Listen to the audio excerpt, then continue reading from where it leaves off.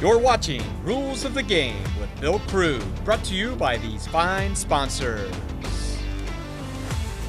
Albert Sporting Goods, American Legion Post 323, Auglaze Equipment Rental, Capabilities, David Wabacher Attorney, Eagles 767, FCA, Fowler's TV, Freedom Marketing Strategies, Grand Lake Roofing, Guarneri's Pizzeria, Jackalope Stash, Larry Schaff Auto Sales, Laura Yelton State Farm, MHS Alumni Foundation, Miller Funeral Homes, Minster Bank, Plus One Professional Real Estate, Ryder Rooters, Roots Pub, St. Mary's Foundry, Sean Barnett Electrical, Spees Chiropractic and Wellness Center, Spring Street Storage, TSC, and Varsity Lanes.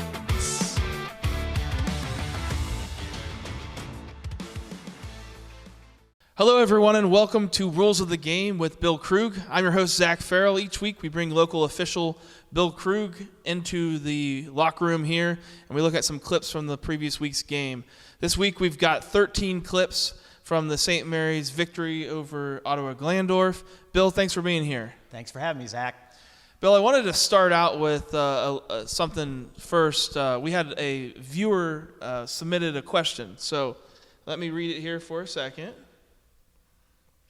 Bill, this is Bill Harnischfager wants to know what the atmosphere is like for officials in the locker room before and after the game. Well, Mr. Harnischfager, I think you know he's been an official for a lot longer than I have, and Bill's a great guy. And in our locker room, we have a lot of fun. That's what we do. We come out and do a game, and you get down to business. You go over things. You go over the weekly bulletin, and then you have fun doing what you do. And Mr. Harnischfager is a good friend of mine, and I'm glad to hear him. Hi, Bill. I think he wanted to put you on the spot there. So, well, I've seen some videos online of some football teams having DJs in the locker room after the game and things like that. So hopefully maybe the officials can work up to that someday. Yeah, hopefully. But no, right now it's just after the games. Hopefully the home concession stand brings us some hamburgers and hot dogs, and we can get on our way. Well, as long as you call a good game, then you'll get the hot dogs and hamburgers, That's right? true. That's true. And the showers work, maybe. We're going to take a quick break. When we come back, we're going to look at the 13 clips from the St. Mary's Ottawa Glandorf game. We'll be back right after this. You're watching Rules of the Game with Bill Krug, brought to you by these fine sponsors. Albert Sporting Goods, American Legion Post 323, Auglaze Equipment Rental, Capabilities, David Wabacher Attorney, Eagles 767, FCA, Fowler's TV, Freedom Marketing Strategies, Grand Lake Roofing, Guarneri's Pizzeria, Jackalope Stash, Larry Schaff Auto Sales, Laura Yelton State Farm, MHS Alumni Foundation, Miller Funeral Homes, Minster Bank, Plus One Professional Real Estate, Ryder Rooters, Roots Pub, St. Mary's Foundry, Sean Barnett Electrical, Spees Chiropractic and Wellness Center, Spring Street Storage, TSC, and Varsity Lanes.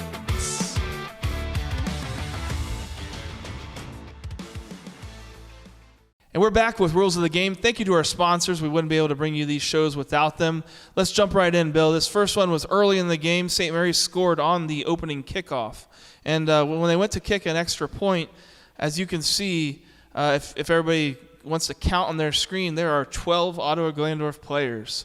And so the officials also saw it, and this was called. I guess maybe you can talk about is it every official's responsibility to count the players?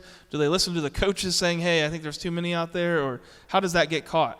Okay, see the two guys in the back underneath the goalpost? Yeah. They're counting defense right now. The guy in the white hat here, the referee, he's counting offense. So right now, if they have 12 and it looks like the snap is imminent, like it's going to happen, you blow it and you kill that play, and it's an illegal substitution and just say it's out a little bit farther, it's only a 5-yard penalty. If you let the play go and then catch it, then it's illegal participation, and that's a 15-yard penalty. Oh, okay.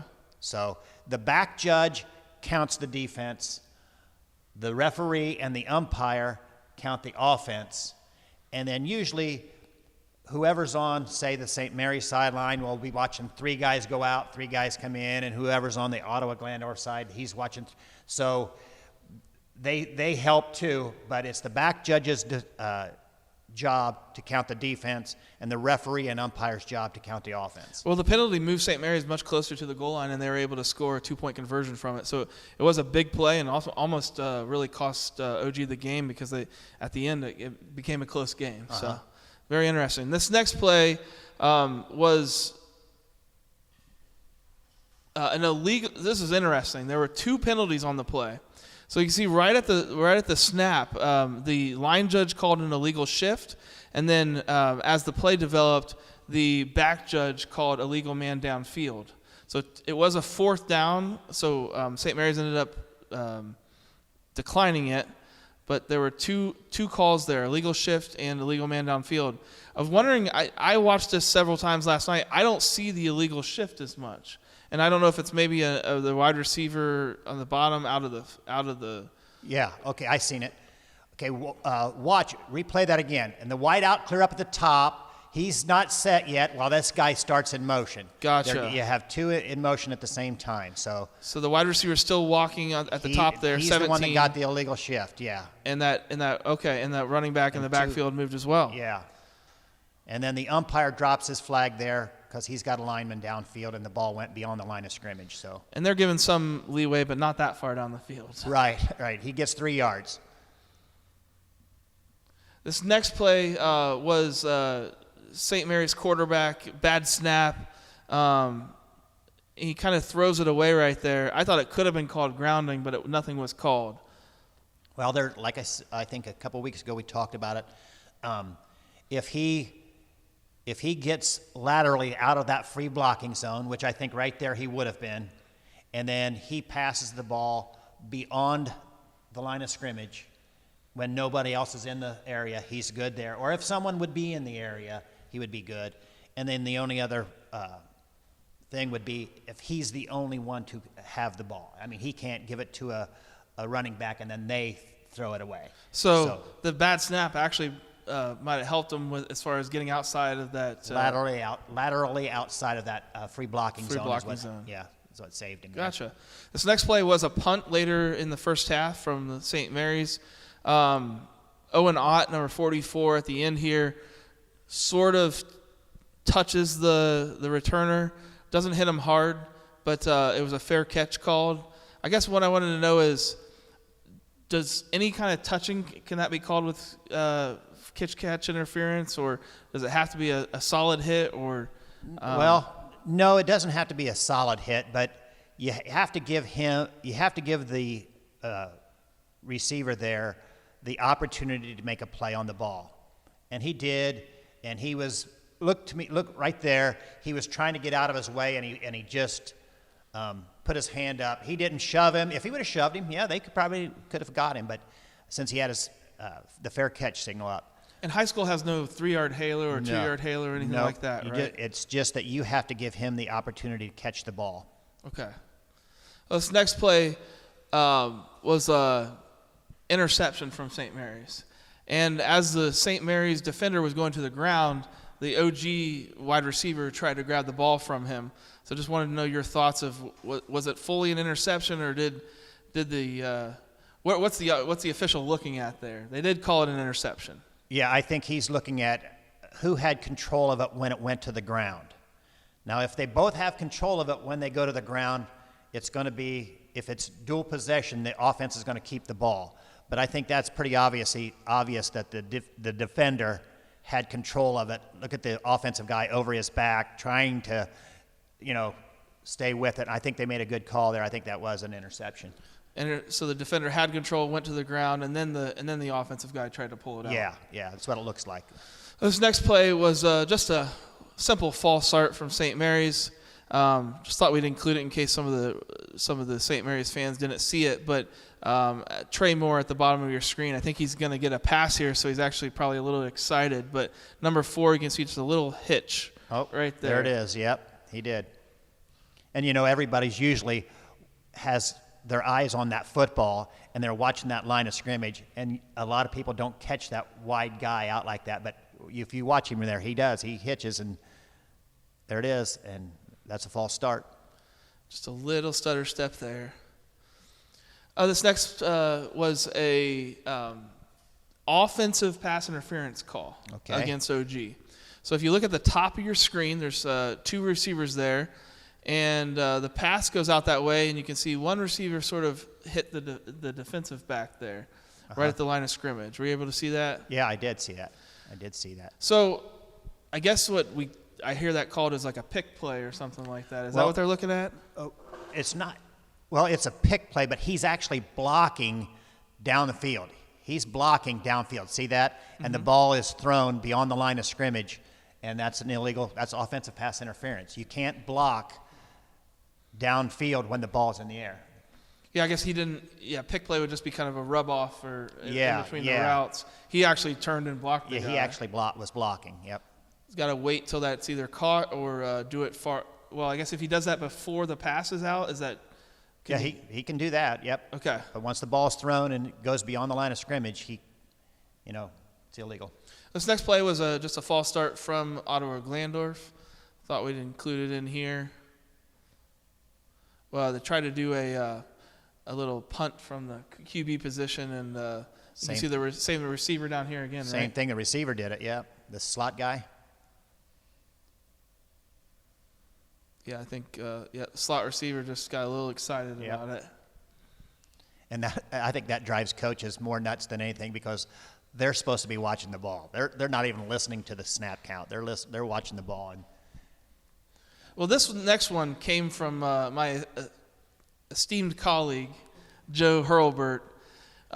He noticed this during the game a couple times, and we probably need to show Coach Fry this, but the St. Mary's offensive line continues to sometimes bow far back from the center. Oh, yeah. And we've seen this be kind of controversial with, I think, the Kansas City Chiefs in the NFL. Yeah, the NFL's really cracking down on it big time. Does Joe have a point here? Oh, he absolutely has a point. Look, if you look down the line, the linemen have to have their head has to break the plane of the waist of the center. Okay, the right guard, the right tackle, they're perfectly fine.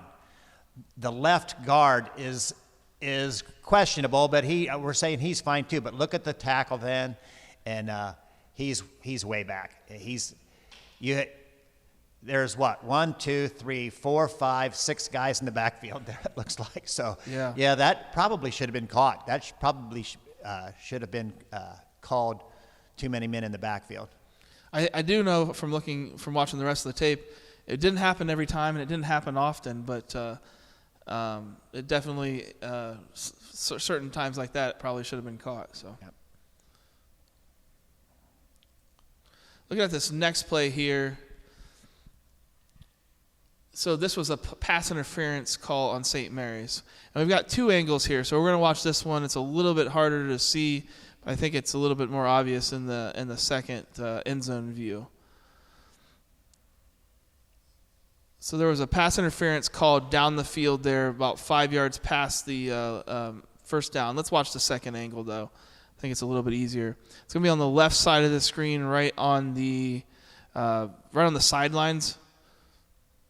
I think St. Mary's number 14 sort of just gets to the defender a little early there. Yeah, you really can't see it from behind him either. I'm sure he made a good call on it.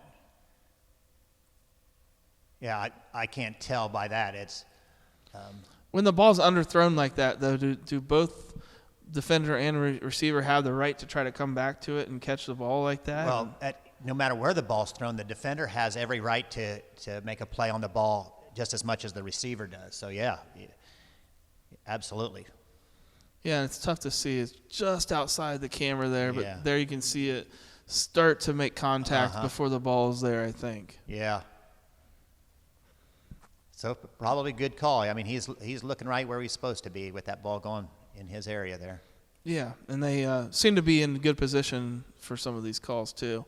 Unfortunately, there was another pass interference from St. Mary's then later in the game. I thought this one was a little bit closer. I thought maybe could have been maybe either way, because the ball's kind of put up there for grabs, and that flag comes in from the backfield. We do have another angle of this one, I think, which is a little bit easier to see. So the pass is right over the middle, kind of a 15-yard in or something like that.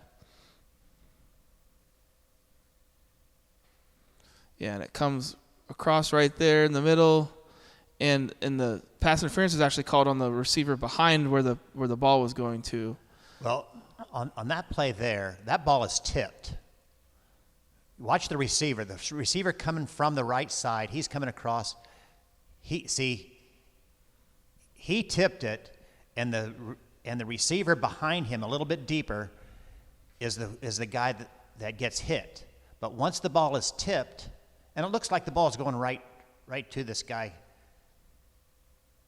Yeah, and that should have been a no call there, because the ball was tipped, and once the ball's tipped, all bets are off to the people that have a chance to make the catch. You know, not everybody on the field can't get hit because of it, but right there, he was making a play. That defender is making a play like his receiver is going to catch that ball, and he's timing it just right.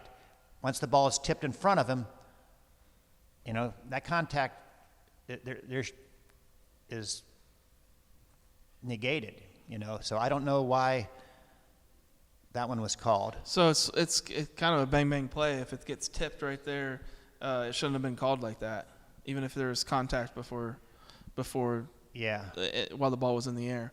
Well, this next call, we heard this a couple times. I guess we've heard this a couple games this season, that St. Mary's feels like their calls are getting called out by the defenders. And you can see here, you know, usually with a false start, you only have one player jump, or maybe a couple right next to each other. This one, it looks like 60% of the offensive line and everybody just jumped at the same time, yeah, which indicates to me that there probably was something called that sounded like their call. So, any thoughts about that? Or? Yeah. I was an umpire for 25 years before I moved over to referee the last couple, and as an umpire, if the defensive line is calling it, it's tough. It's tough to hear them, you know, call out a cadence. They could be calling a shift for their defensive line.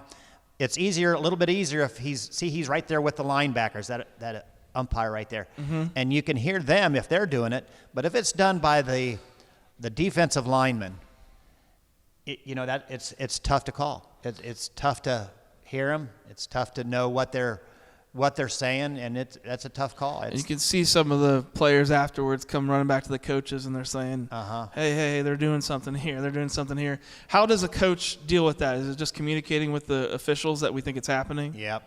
That's the only way, you know.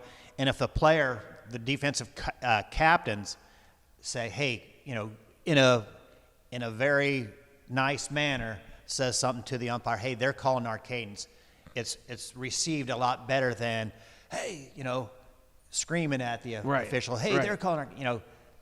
If they tell the officials in a man-to-man manner rather than being all head up about it, you'd probably get better results. Yeah. You know, and they would listen to them and they ask them to look for it. Don't scream at them that they didn't hear that they're missing something. Yeah. Right. If a kid comes up to me, I'll actually walk up to the defensive line and say, hey, they're saying you're calling your cadence, and I'm listening. Yeah. And I'm going to be listening for you, fellas. And that usually will handle that. Yeah. That usually takes care of that.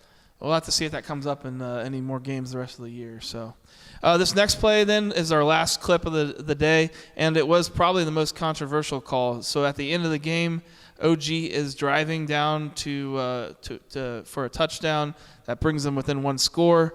A little bit of a razzle-dazzle reverse flip here. St. Mary's defender makes a good tackle there, but it was called a horse collar. From our angle, which was the side angle, I thought that maybe he had enough of two hands on it, that he was pulling from another direction, and that's to me what it looks like from this angle. Although now that we're speeding it down, I can see one hand staying on there a little longer. Yeah. But let's look at the back angle, because this is what the angle that the official saw, and it's a good reminder to us that we only see certain angles of plays, and look right there you can see completely pulling the back of it. Absolutely, yep. That was a good call. Remind us again what the parameters are for a horse collar. A horse collar, you can't have your hands inside the jersey or inside the shoulder pads on the sides or in the back, or you can't grab the shirt at the nameplate level. And then you can't pull him backwards or throw him sideways, just like he is right there. So that meets all requirements right there. That was a good call. Yeah, so if you're going to get wrapped up like that with somebody as a defender, make sure you get another hand on them and don't pull them down like that. Yeah.